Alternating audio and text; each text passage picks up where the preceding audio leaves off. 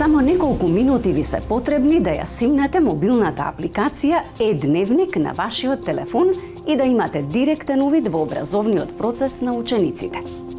Родителите и досега имаа пристап до така наречениот електронски дневник, преку кој го следат образовниот напредок на нивните деца на дневна основа. Не го користам дневникот. Немаме таква навика. Користиме, јас имам детенце, 4-то оделение. Не го користам. Не знаме. Го користиме, да. Помагаат да го следиме, во целост сме информирани за се. Па поредко. Новина сега е мобилната апликација, која може да се симне од веб страницата на Министерството за образование и наука и да се инсталира на кој било паметен уред.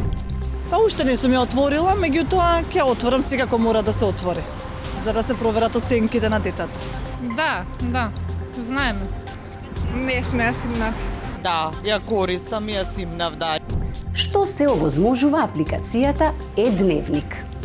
Следење на распоредот и содржината на часовите на учениците, оправданите и неоправданите изостаноци, зададените домашни задачи, добиените оценки и поведение на ученикот и издадените свидетелства.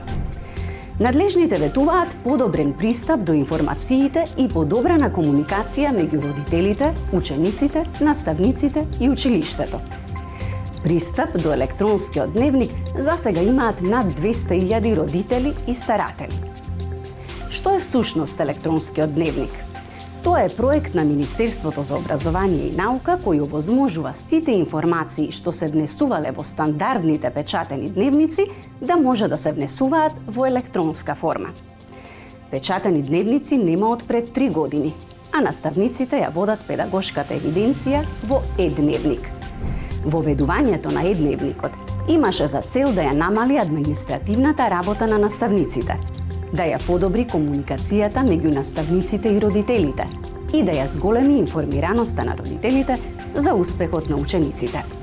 Сепак, во изминатите години, често се случуваше да има проблеми со овој дневник, најчесто пред крај на полугодие или учебната година, кога наставниците ги внесуваат оценките во електронска версија.